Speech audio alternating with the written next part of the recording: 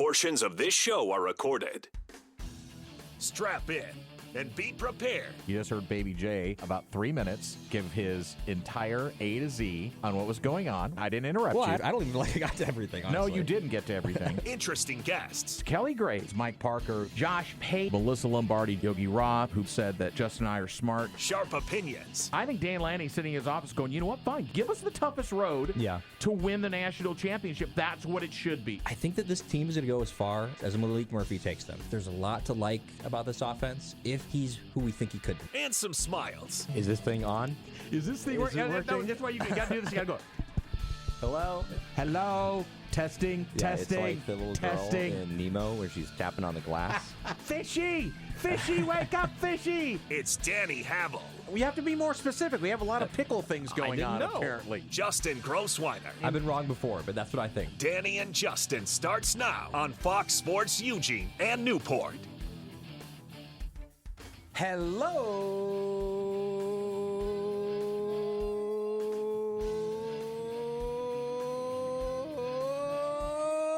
Nailers! I cracked there a little bit. Welcome high atop the Delta Tri-in the Crystal Palace from the Bigfoot Beverages Studios in Newport and Eugene. Thanks for tuning in to the Danny and Justin radio program. We call it the fastest 60 minutes in sports. We got a packed show for you today.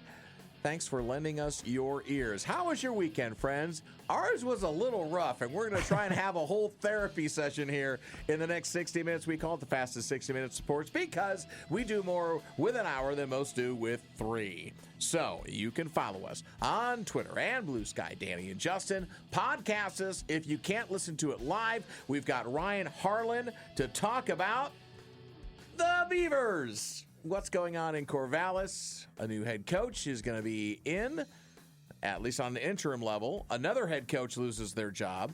The Ducks lose at home in a big matchup against Indiana in the top 7 matchup between the two teams. We'll talk about that as well. We'll hear from Dan Lanning. We'll hear from Trent Bray. We'll hear from Ryan Harlan. And you'll hear from us. I'm Danny Howell. Right over there is my tag team partner, Justin Grossman. We call him Baby J. What a boy! Well, it's been rough. We've been getting through it together. Sorry. Yeah, it's just one of those days. You know, it's been one of if you're a those sports weekends. fan, you have to know it's not always going to be good. And you hope that it's not as bad as this. You hope that not everything falls kind of at the same time where you have one of these weekends where everybody loses. But, you know, that's where we're at, and we have to sort of take a deep breath. Right. And we have to move forward and not be like me as a kid. I love this about you right now because you are a selective optimist. Yes. I've said that before about you. But you used to take losses much harder. Yeah.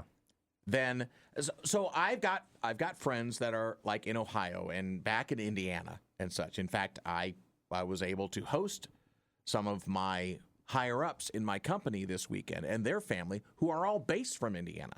So obviously they're going back happy. And so how are you? I got the text. How are you doing? Are you okay?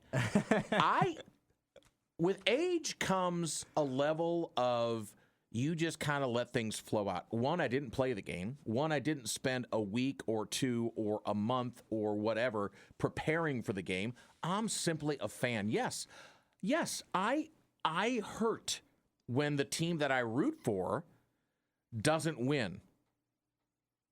Like this weekend, the Cubs didn't advance. Hurt by that. The Ducks didn't win a big matchup. Was there in person. Hurt by that.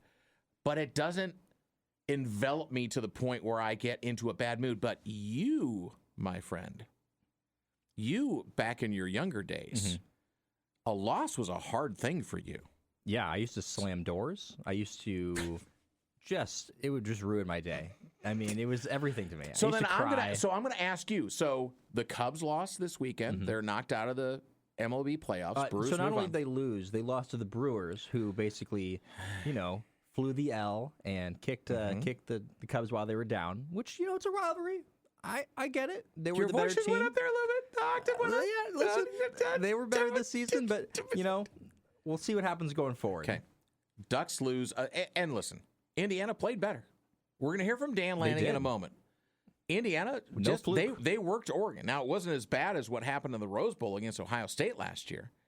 And there's going to be a lot of Duck fans that are going to be like, oh, my gosh, well, let's start tearing our hair out and beating our chest. But there's a lot of season left. And I think I sent out this weekend, if you follow me on Twitter, Danny Havel, follow us on Danny and Justin on Twitter and Blue Sky, is thank goodness we have a 12-team playoff now, because this loss in the old BCS model would have been devastating because of the rest of the schedule Oregon has in front of them, which is not a lot of highly ranked teams. Well, and also they wouldn't be on track to get to the Big Ten championship game, which they're not right now. And that it's non-existent. I don't see a path unless Indiana loses.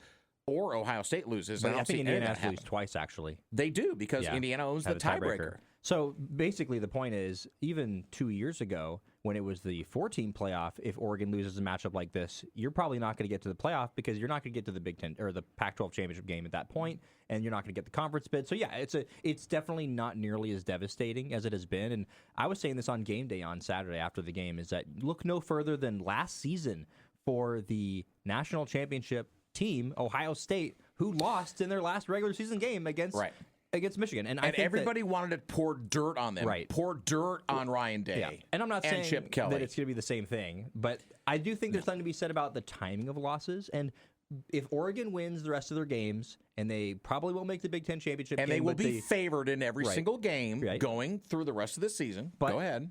If they do that, then they're highly likely to make the playoffs still, and all their goals are still ahead of them. So it's going to be one of those things where I'm not saying we're going to forget about this loss, but the timing of losses is important. If this happened, say, week 12, I think it's a totally different thing. They're going to be able to move on from this. And the reason being is that there were things that the Hoosiers exposed about Oregon that would be concerning. Now you've got things you can fix. You've got it on tape. It's early enough in the season. And we'll get into what Dan Lanning said in the postscript on that here in just a moment. But it's been nearly 2 years since Oregon lost a game in the regular season. Remember that. It's been 3 years since the last time the Ducks lost a home game at Autzen. So now you've got to reset now. You go all the way across the country to New Jersey to take on Rutgers, a program that you should be able to work pretty well. But, of course, you've got to travel 2,700 miles to do it. I am not going to be that guy that's going to say, oh, my goodness, it's traveling across the country. The kids can't handle it. BS. Oregon already proved that in a situation much more dire. Well, I mean, now when you look at it, with the free fall that the Penn State program had, we do now. We do now.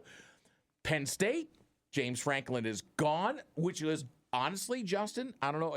That was shocking. I was pretty surprised that they would do that in midseason. 15 days ago, they were a national championship contender. And in last number 3. year, they were in the semifinals of the college football playoff. How far have they fallen? I saw some stuff on Twitter about, hey, potentially this is Adidas wanted him out. And stop with that. Then Adidas didn't want him out. I'm sorry. That's BS. I think what it is, though, I think the reason why he got fired, and we're kind of jumping around here a little bit, is that there was already sense from some that he wasn't going to get them to where they wanted to go. And if he wasn't going to win the games that were the big games that he, in all fairness, was not favored in most of the time, that was one thing. But when you start losing the games that you're not supposed to lose, that's kind of the last straw.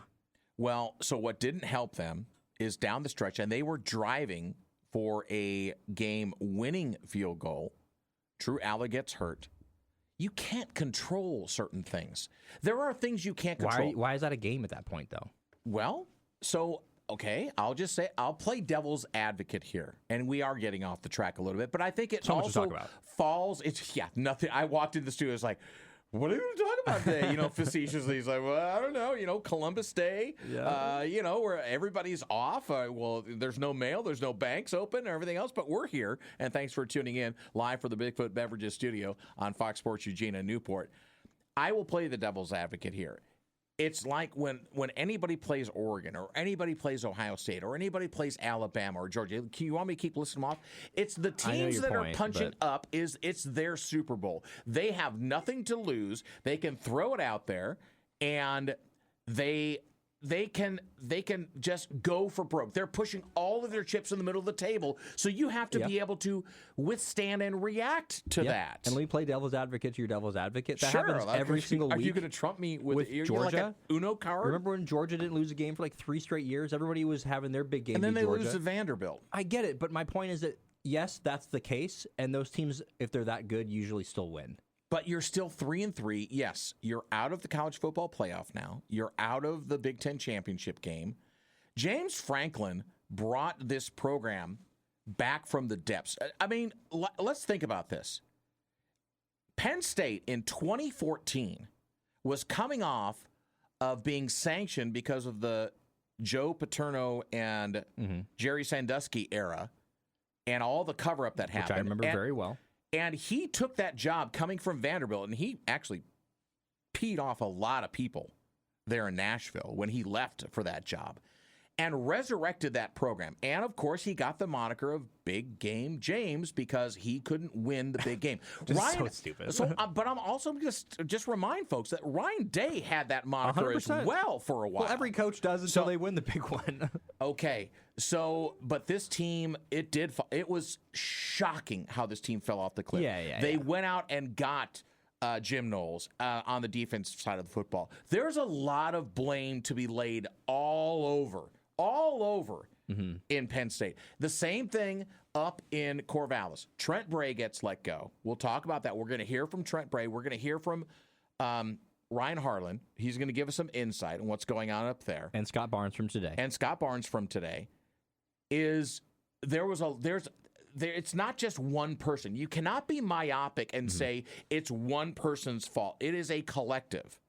And that's the same. And James Franklin got caught up in a lot of hype and the transitive nature of college sports now is you have to give me instant gratification. If you're not giving me that, I've got big-time donors that are going to put pressure on me. I've got NIL collective. I've got the transfer portal. I'm going to lose a bunch of players.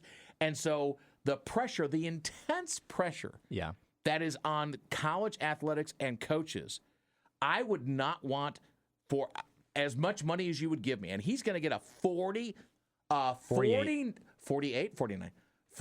million buyout to not coach. He'll be fine. Yeah. Why wouldn't you sit on a beach with little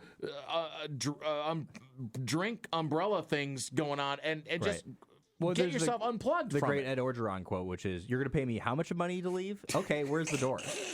No, he'll be fine. And I think that's something to be said about, I think that you're exactly right. There's a ton of pressure to win right now, and it's what have you done for me lately? And I also think that that's an incredibly bad way to run a program, and you're not going to be successful if you're constantly turning things over if it's not working right away. There's a sense of you need to build something. And this isn't even about James Franklin. I think that it might make sense for them to move on. I also think that there's an argument that, okay, 2 weeks ago, we know where this team was and what they were regarded to be. And a bad 2 weeks shouldn't take away from everything that you've built. And now you're going to have to deal with the recruiting aspects. I think there should have been a little bit of a ramp there for him. Exactly. It's like, this was a really bad 2 weeks, but man, I mean, that's a really big change. I mean, he's been there since 2014. We can know how big of a recruiting power Penn State is. I mean, this completely changes everything. I also think that there really isn't a candidate that immediately makes sense. People are talking about Curt Cignetti. Why would Curt Cignetti leave Indiana Matt right Rule, now? Because he's got ties to the athletic director. Okay, but he's not going to leave right now either. He's also big game Matt. He is not he's 0-17. So I'm saying, I don't with think that, top 10 opponents. I don't see this candidate out there that's like, oh, well, this person really makes sense to go and build something there at Penn State. It's kind of, it seems like, what they're going to have to do. Remember when the Ducks hired Dan Lanning, and Dan Lanning out of nowhere kind of really wasn't anybody at the time. He was not he was on a hot anybody's candidate, radar. But but he was very few radar though. Sure, very few radar. I think it's gonna have to be somebody like that where they're gonna have to get. I mean, and that's the best place to be. We're gonna talk about with the Beavers is what kind of coach do you want? You want to get that coach that's like Dan Lanning's a perfect example of getting somebody as they're on the way up, and then you kind of get them on their rise. I mean, Penn State's in a tough spot right now. Well, the Ducks, who are now number 8 in the AP poll, dropped to 5-1 overall, 2-1 Big Ten play. Which is stupid, by the way. Okay, we'll They get to shouldn't be that in a 8. second. If you lose to now the team that's number 3 and you were number 3, why are you moving down to number 8? Because we're not in the Why SEC. is Alabama We're not above in the them SEC. and Alabama's lost to an unranked team? I'm sorry. AP polls suck. Why is Washington not ranked? Why is Illinois not ranked? It's unbelievable. I've uncorked it, folks. Pray for me. The Bigfoot Beverages Studio, Fox Sports Eugene and Newport. All right, let's hear the opening statement from Dan Lanning in the postscript of the loss to the Hoosiers 30-20. They did a great job in this game. They had a great plan. They were able to pressure throughout, and we struggled on third down, struggled to protect the quarterback. Ultimately, they were more prepared for us in this moment. I don't think there was any letdown from our players. Our crowd was outstanding, created, some penalties and some opportunities for us. But ultimately, we shot ourselves in the foot and had several penalties ourselves, which has been a little bit uncharacteristic for us. So can't play behind the chains on offense. We had a hard time generating success, and anytime we did, we kind of, hurt ourselves. But again, unbelievably prepared, great team. Coach Signetti, their quarterback, played well. Their defense played really, really well, right? And they did some things that will be good for us to be able to attack and look at for the future. Oregon led just once on Saturday, 5 minutes late in the first quarter, taking a 7-3 lead. The second half was shocking in terms of how Indiana came out and made the adjustments at halftime and held Oregon's offense to just 60 yards in the second half, and Dan Lanning talks about that. Yeah, ultimately it means they made better adjustments in the second half than we did, right? And we come out and get a stop, defensively early on. But again, I think the penalties really hurt us in the second half. Some negative plays that we weren't able to, create, and I thought they had a really good plan that we have to have more in-game adjustments to be able to handle. They played well, and we didn't play well enough. So no excuses from us. That they deserve credit in this win. And it certainly was something where you have to give Indiana credit. Like, this wasn't necessarily Oregon not playing. No they sour didn't play their grapes best, here. You know what I'm saying? No sour grapes here. I think the biggest thing is this. Speaking of the plan, is that I think that everybody needs to be held accountable for what happened in this game. And it wasn't just the players on the field. I think Dan Lanning would agree that their coaching wasn't up to snuff. I don't think anybody in the organization did the best that they're capable of today, myself included. It starts with me. And I thought their plan was better and ours wasn't. There's some moments going back early in the game that, I'm already saying, okay, we handled this wrong and didn't put our guys in position to have success. But that'll be something we can go improve. Like I said, I thought our players played hard. But there's a moment there when you're not having success on offense that you have some self-doubt that's going to set in. It's something that we'll have to attack and make sure that we have a great plan for in the future. Dante Moore was 21 of 34, 186 yards, 1 touchdown, but 2 picks. He got sacked 6 times. Yeah, that was the game. That was, and I challenged. I didn't challenge. Okay, that's the wrong word. I sent out, and I don't do this a lot on social media, but I said a couple of things this weekend. My observations from watching it with my own eyes from the field was Indiana out route. They did not touch the middle of the field. Maybe 4 or 5 times they threw down the middle of the field. You talking about Indiana? Indiana. Okay, that's first. Oh, yeah. Okay, back shoulder all day. Right. So that's the first thing. And there was no adjustment that we could see on the field. Okay? So they found a hole there. The second thing is that the offensive line and Dante Moore, with his decision-making, are going to have to go back and look at the film and make some hard decisions about what they do moving forward. And Coach Lanning addressed that as well because, you know what? Dante Moore is going to lead this team through the rest of this season, so you got to get his confidence back.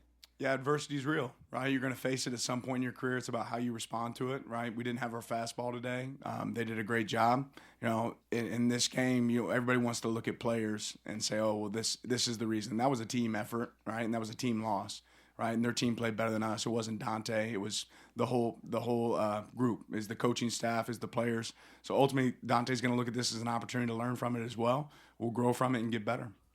And everybody is there to help out the quarterback, right? And I don't think that the quarterback was being put in the best position to succeed in many times. Correct. And Dante had a lot that he can learn from as well. I mean, he certainly looked a little bit rattled at times, but it's just the highs and lows, right? 2 weeks ago and up until this game, the conversation was, number 1 pick, and, this is the guy that's maybe the best quarterback in college football right now. And now, of course, I mean, I'm not saying anybody's saying that they're frauds, but you know what I'm saying? Like, now there's the lows of coming off of this loss. So this is where I think we're going to have the rubber meet the road, and we're going to really learn about Dante, and I think we're going to really learn about Dan Lanning. But from what I've been hearing, it seems like they're taking this in the right way, taking accountability, and that's the only thing you can do going forward.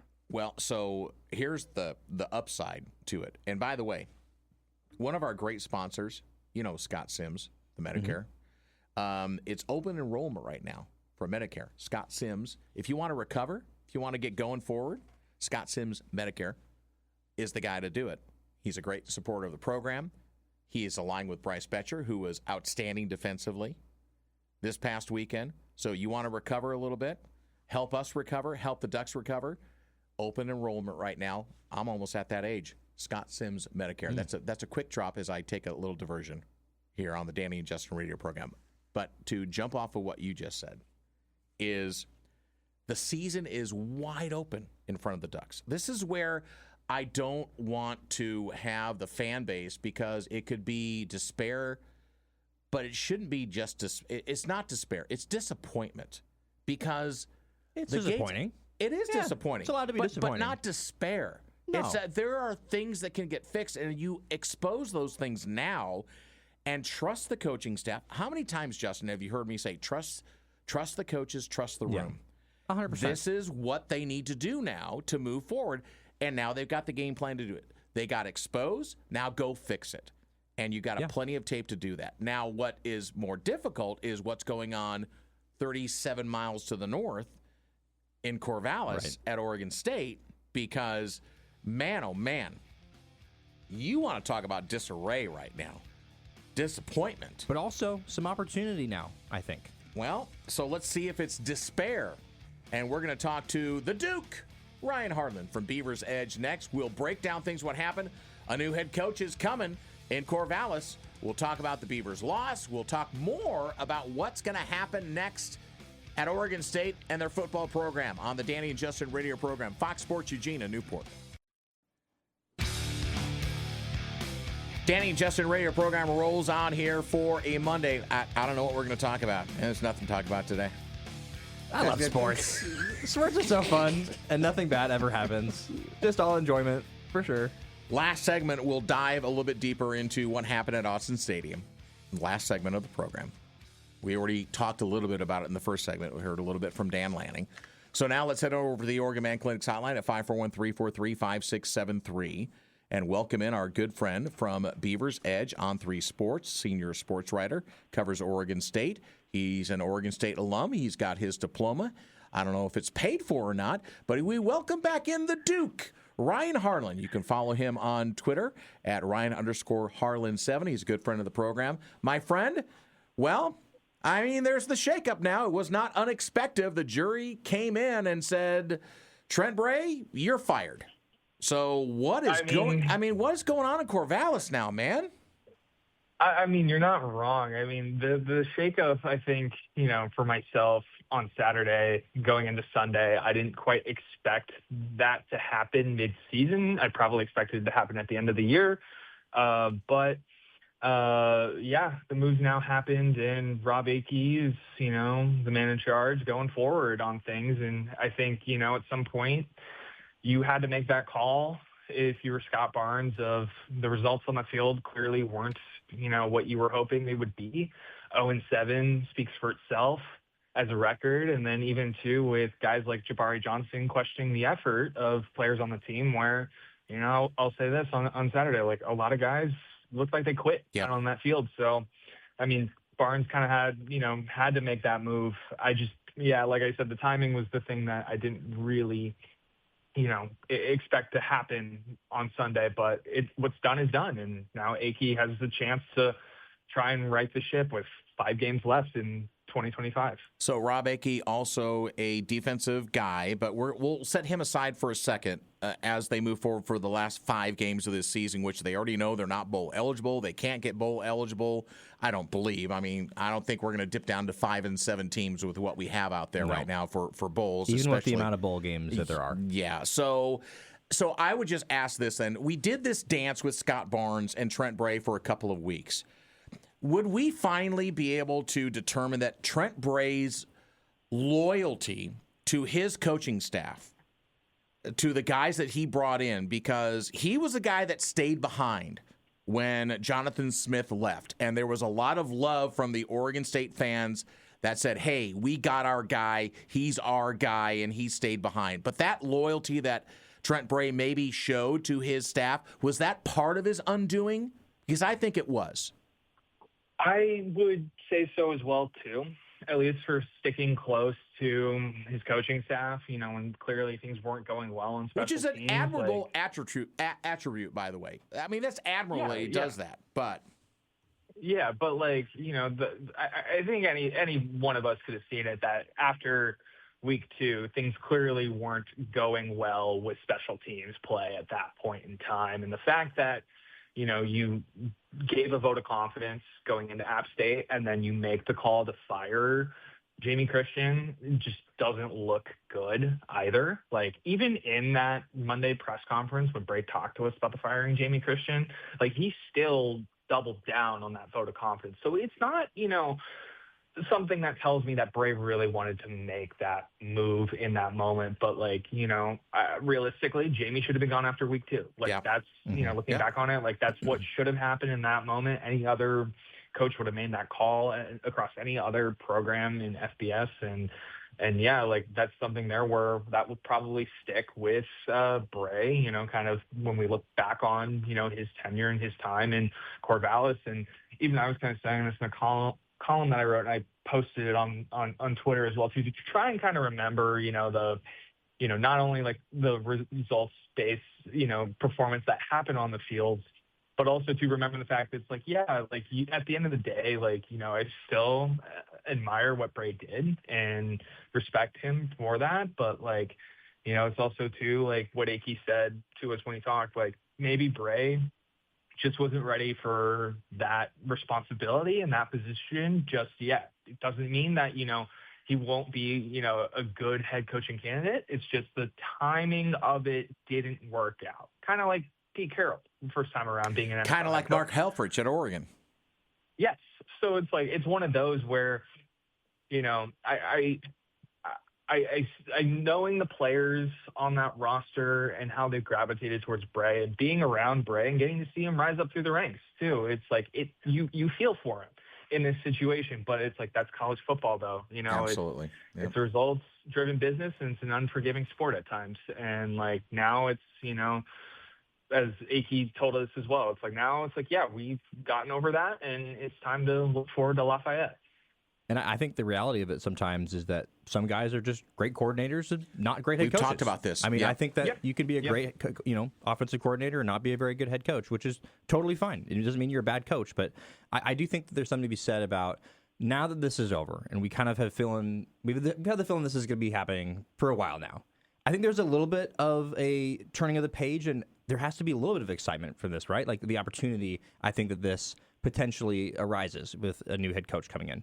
So I think that kind of begs the question of what do you think would make the most sense for this team going forward? Do you think that this is somebody that should be a Power 5 offensive coordinator? Do you think this should be an FCS up-and-comer? Is this somebody that should be an offensive head coach? I mean, that's something that was so weird about Trent Bray is he was calling the plays on defense. Almost no head coaches did that. So what do you think that this new head coach for the Beavers, what do you think that they should be?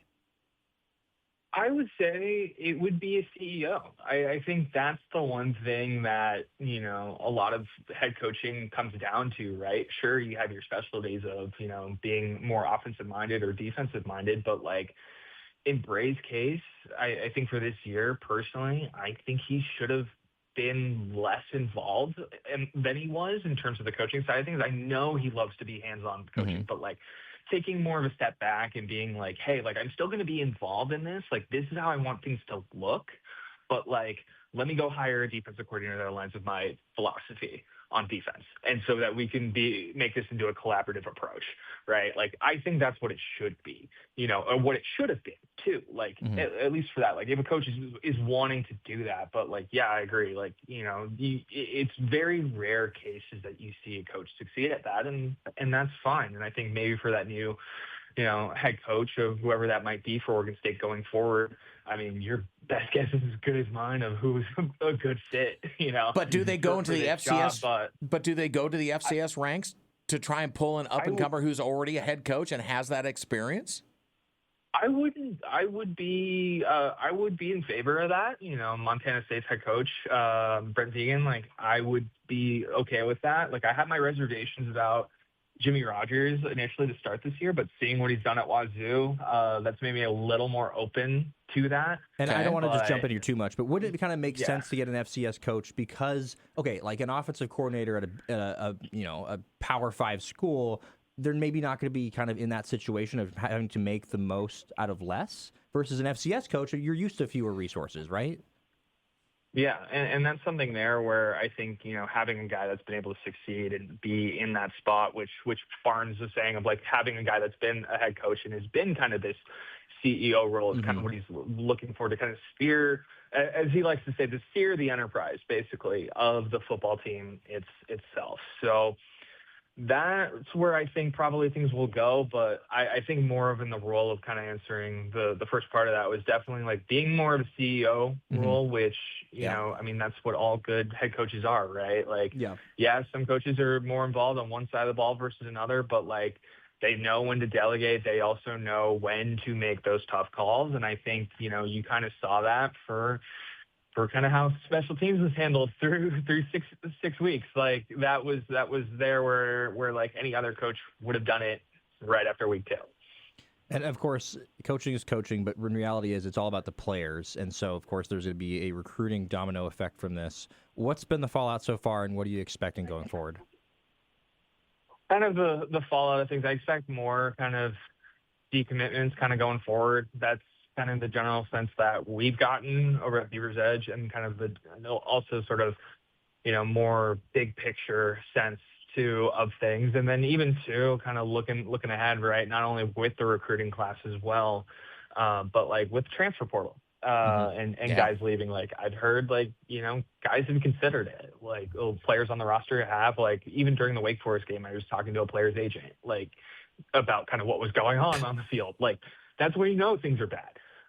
Now, he couldn't say to us whether or not guys are going to enter and whether people have had those conversations with him yet on that, but I wouldn't be surprised if guys, were to do that essentially with kind of how things are. But, I'm also hopeful that like, guys do stick around and want to try and salvage out this season for something, whether that is necessarily, playing for pride or not, like, at least giving something that, makes this season, although a lost season, somewhat more of a bright spot to a degree at the end of finishing out strong. And that's not even trying to, look at it moral victories wise. It's like, you play to win the game, but that's what kind of how things are now, where it's like you're eliminated from bowl eligibility at this point. Like what else do you kind of have to play for other than that?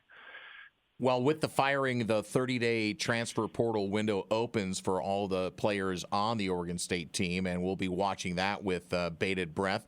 We are joined by Ryan Harlan from Beavers Edge. By the way, you can read Ryan's article, and I've got a deal for you, and I know it's out there right now. We've got the Beavers Edge Coaching Search Special. $1 for 7. Brendan's going to love this, and I'm doing this right now. $1 for 7 days, new members only at Beavers Edge, and you can read the musings of the Duke on Beavers Edge. Yeah, that's right. Danny and Justin program here for a Monday, live from the Bigfoot Beverages studios in Eugene and Newport. Thanks for tuning in on Fox Sports Eugene and Newport. So, Ryan, how good is this job? I mean, when you take we're talking about we are going to start talking about coaching candidates. How good is the Oregon State job as they start to enter the new Pac-12, which is next year, which I think figured into this as well with the slide that happened, because Scott Barnes is not dumb. He's looking towards the future of what Oregon State needs to be. So how good is this group of 5 job? Because that's what it's going to be. In terms of how good it is, I would say in terms of like resources, in terms of like facilities, and things like that, and NIL, I would say it's probably pretty solid from that aspect of things. Now, recruiting is going to be the toughest part of this. Corvallis is a hard place to recruit to. for any program Yeah. here at Oregon State. So that's going to be the challenge. I think whoever you pick needs to be also a really good recruiter as well too. Like that's the other thing kind of that I would say that needs to be, kind of in this, in this coaching search of finding the guy of who that is, because like at the end of the day, you could be, well versed in kind of, the NIL space, transfer portal if you're a head coach, but if you can't, recruit well, that's a problem. That's a problem. So I would say if I were to give it a letter grade, I'd say probably C-, C+ right now in terms of kind of how things are. But then again, if you are a head coach too, that comes here, or, kind of an up and coming offensive coordinator, defensive coordinator,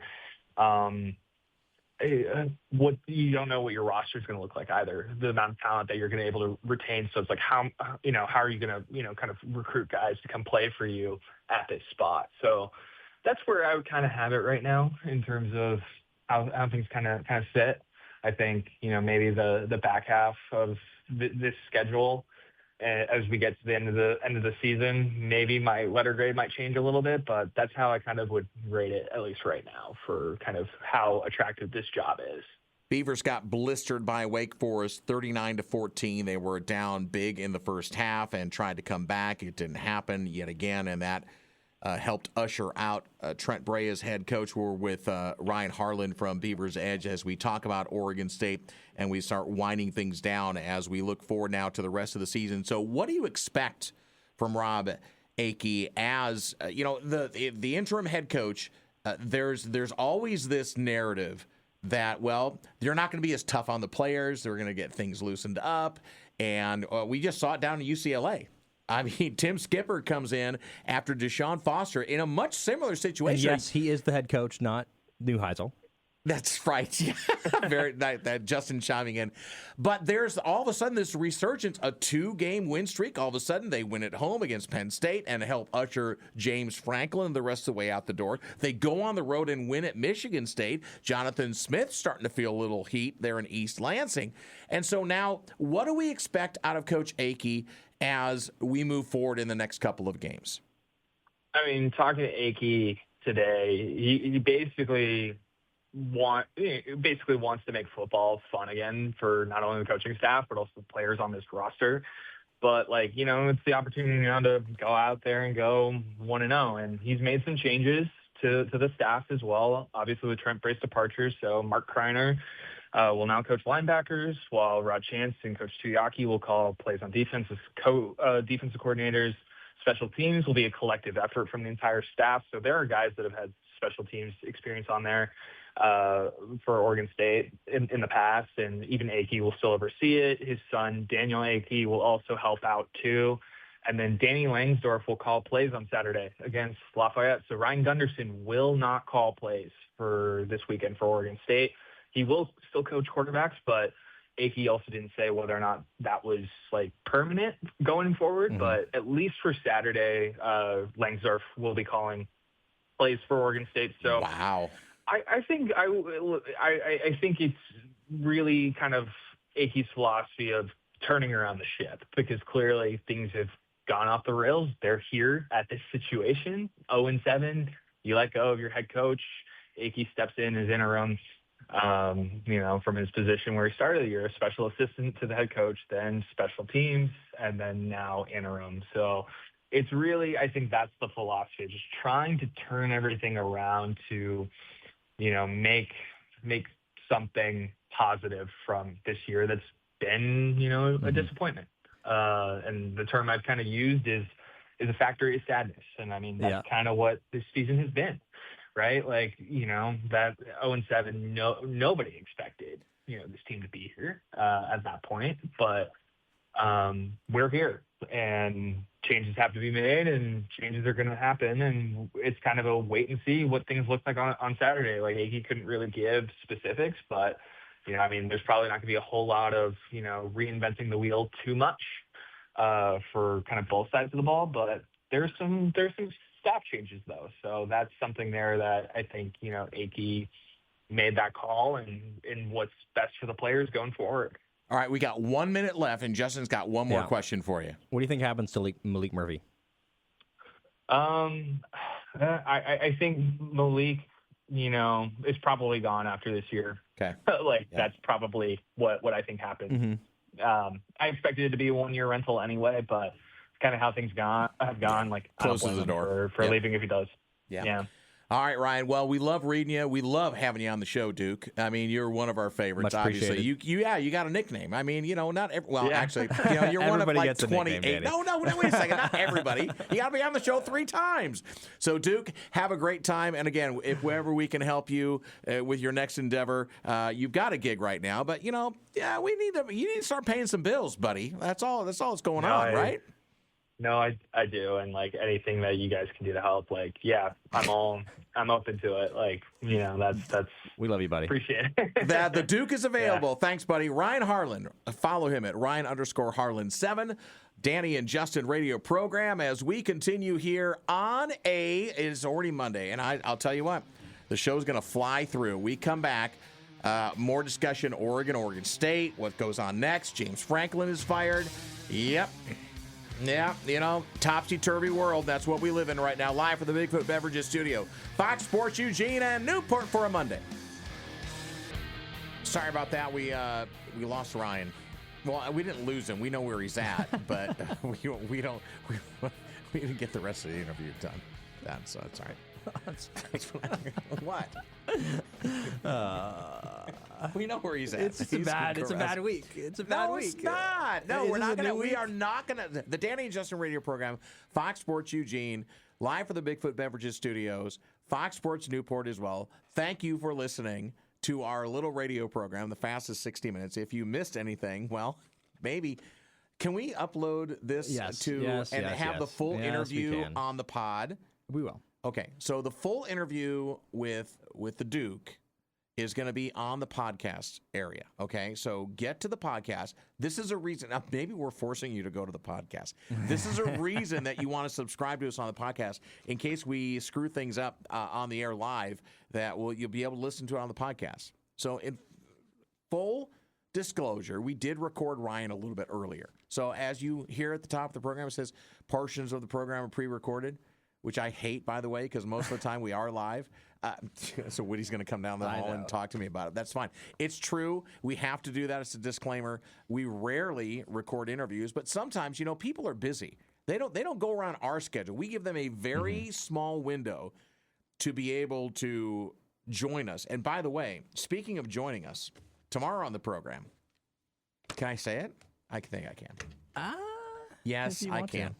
Josh Pate's going to be on the program. The commissioner of college football, the people's commissioner of college football, is going to be on the program. He's got some hot takes on the Penn State job, what happened here in Eugene this past week. Also, we'll get him to talk about Oregon State as well. But the state of college football, very interesting right now. It is. It's fascinating. Not a lot of teams that I would say are just the dominant, that they're going to be in there, the end teams.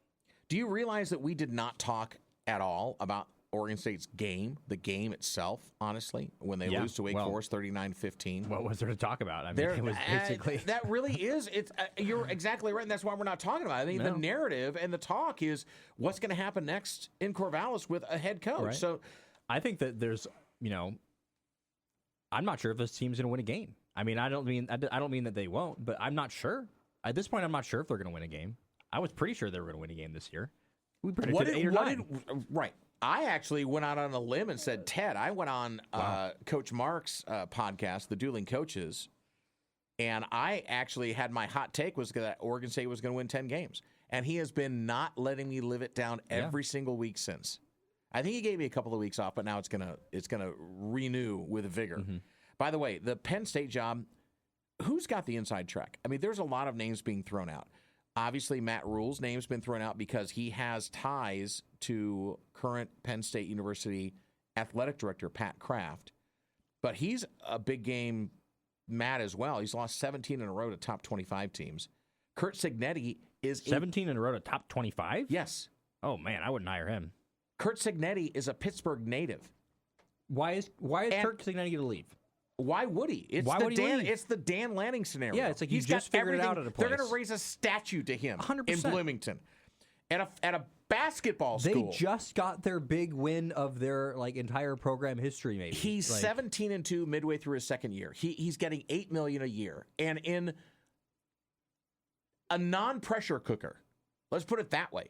Yeah, Anything that they he do, gets 10 wins. Yeah, he's like God to them. They're parading him Yeah. around town. He'll never buy a drink again if he does drink. These people didn't even know football existed until So I'm going to throw out a couple of Just names that I think are intriguing. Iowa State's Matt Campbell is an interesting one. And where was he before Iowa State again? I forgot. He was an assistant. He Okay, wasn't a head coach anywhere. Manny Diaz, who's got big ties to the Penn State program, and who has not done great things as a head coach in a couple of other stops, namely the last one at Miami before Mario brought his island to the Hurricanes. Mm-hmm. But this is a guy that's he's got, again, I'm looking at ties to the community and to the fan base. Mm-hmm. When I look at Penn State, they're not going to dip down to FCS. I don't think they're going to dip down to a coordinator position. I think they're going to go out and try and grab a name head coach No, you can't somewhere go to else. the FCS. You're Penn State. No, I know. Yeah. That's what I'm saying. But listen. Okay, I'll pause you right there.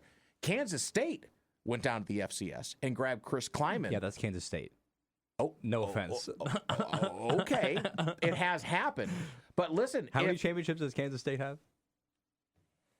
Really, you're going to test me right now. You're gonna really push me on the whole Kansas State thing. You are going to poke me on EMAW. No. Every man a Wildcat. I'm just saying. Okay, if you were just we don't have to dive too deep into this, but if you were just going to say right now, what would you rank the Penn State job in the country? It's top 10, top 15, easy, right? Top 10, I would say. Top 10, easy, I think. Yeah, with the resources, with the fan base, with the You're entrenchment in the Big Ten. Big Ten championship contender every single season. But also, that coach is in an immediate pressure cooker from the jump. It's like going. So everybody wants to go to New York or L.A. Now, the New York media is horrific as they treat their head coaches or their managers. Talk to Aaron Boone. Talk to how many people have they cycled through. I'm talking baseball right now. Mm-hmm. And by the way, our Mariners still up. Mariners are up 3-2, bottom of the second in the ALCS. Justin didn't even realize the game was on until I turned it on. No, it's not. Mariners jumped out 3-0, but the Blue Jays have tightened it up, so you can watch that if you want to watch there in the bottom of the second. Been a fun baseball playoffs for sure. Yeah, and the NLCS starts tomorrow? Today. Tonight. Yeah. Okay. I believe it's actually at 3 o'clock. No, I don't care. At all. So that crazy 18-inning game, or 15-inning game, by the way. Lasted all the way through Friday Night Live. It was awesome. I was listening to it after I was done calling my football game between Marist and Crescent Valley. That game started at 5 p.m. It was pretty nuts. It was pretty awesome. So you were asking about the job. So I think that there is a trade-off in getting a job like that. Like even the Oregon job, even Dan Lanning, when he came to Eugene, he was in an immediate expectation pressure cooker. A little bit less in terms of the media pressure that is laid to bear, which is different. But in the Penn State situation, the fan base as well, they harken back to the Paterno days. They harken back to national championships, linebacker U. And that's what I'm saying. There's that championship pedigree that is in that program still. They haven't forgotten about all those years. Absolutely even despite not. the recent No, they failures. haven't all died off yet. No. So, the Bigfoot Beverages Studio live on Fox Sports Eugene and Newport, Danny and Justin. All right, let's hear from Scott Barnes. Let's circle Do you it want to hear back from Trent Bray first? Oh, that's right. Let's listen to Trent Bray as Trent Bray, For the last time. His last press conference. We wanted to get a couple of quotes from Trent Bray, and a part of it was about his team's effort in trying to maintain the room. I think the start of the season, the way we did, when you lose, it can wear on you mentally, and then just the last 2 weeks, you bury yourself early, and then all that self-doubt starts creeping back in your head. Where at the beginning of the game, start the game, they're fired up, they're ready to go. Bad things happen, and it's natural that those things creep into your head. That's what you got to fight against. Beavers dropped to 0-7 with a 39-14 loss to Wake Forest, and they were down at the half big time. They never came back. And then for Trent Bray, the last question in his last press conference was, are you concerned about your job? Here was his answer. I really don't think about that. Those are out of my control. That's decisions that people make. I'm just going to show up until they tell me I can't. Well, and they told him he can't yesterday, which was not surprising. No. You and I were going back and forth on text, and you actually asked me, who do you think loses their job first, Trent Bray or James Franklin? I said Trent Bray. And he did by a matter of hours. Yeah. I was not surprised. It seemed like, and if we would have felt as observers that there was going to be a bit of fight in the Beavers in that first half against Wake Forest, I might have changed my mind. And I think maybe Scott Barnes would have changed his mind. But Scott Barnes, addressed the media today as well, and he said here was the how and the why of letting their coach go. Yes, it evolved. It was over time, and when you think about the front half of the schedule and how difficult that was, and you're always looking for consistent improvement in every facet. And we got some improvement, then we'd step back, and ultimately, as we got through the Wake Forest game, it was apparent to me that we're in a place where we needed to make the decision at that time. Danny and Justin radio program live from the Bigfoot Beverages studio on Fox Sports Eugene and Newport. Thanks for tuning in. Tomorrow, Josh Pate on the program. We might have one more guest as well. And by the way, the Blue Jays have just tied up the Mariners 3-3 in the bottom of the second. They're still at the bat with 2 outs, runners on first and third. Let's replay that cut from Scott Barnes on the how and the why. Apparently it didn't go out over the air when he decided he was going to replace Trent Bray. Yes, it evolved. It was over time, and when you think about the front half of the schedule and how difficult that was, and you're always looking for consistent improvement in every facet. And we got some improvement, then we'd step back, and ultimately, as we got through the Wake Forest game, it was apparent to me that we're in a place where we needed to make the decision at that time. Well, so now the question is going to be in Corvallis, who do you attract for this job? Is it a good job? Is it one that's going to be desirable? Are you going after another FBS head coach from a program that's a mid-major and trying to move lateral up because you're going to have the Pac-12 next year? Do you go after a FCS program? Do you go dip down to a Montana State or a New Mexico or whoever it is to try and pull up up-and-coming coach? And so, Scott Barnes, who are you looking for? Yeah, it always starts with integrity and character. We want somebody that aligns their values with this great university and program. Recruiting is different nowadays, and so somebody that is actually showing success in recruiting in the new marketplace with NIL, with revenue share. Want somebody that has cut their teeth already in that and showing success there. West Coast presence would be important. It's not a must, but it's an important component to this. And certainly somebody that can command the enterprise, that can look at the big vision beyond the next year with me and partner with me to move this program forward, a program that should be at the top of the conference and that this university, our student athletes, and Beaver Nation deserve. Did Scott Barnes just give a peek into Jason Eck from New Mexico, saying that he needed a West Coast guy? I don't know. I mean, it's a guy that's a young up-and-comer. Although, I just said. I think that the part about saying, hey, I want someone that's cut their teeth in the new NIL and revenue sharing, that would kind of speak to not maybe getting someone from the FCS, right? I mean, how much of that stuff is going on at that level? Not a lot, but I mean, it's permeating down. No, I'm sure it is. I'm everywhere. It's permeating to high schools basically at this point, which I'm sure people have read about today in the Register Guard. But right. My point is I'm not sure if that's somebody that like an FCS coach, based on what he's saying. I still think that isn't a horrible idea. I think it may be even a very good idea. Well, the other question being is, why is the job in Corvallis a good job? We've got a great trajectory in front of us. Not only that, as you look back in history here at Oregon State, This will be the first time that we have been on the top of the conference in resources. And so when you think about this opening, it's the best job in the Pac-12. It is the best job in the Pac-12. Why?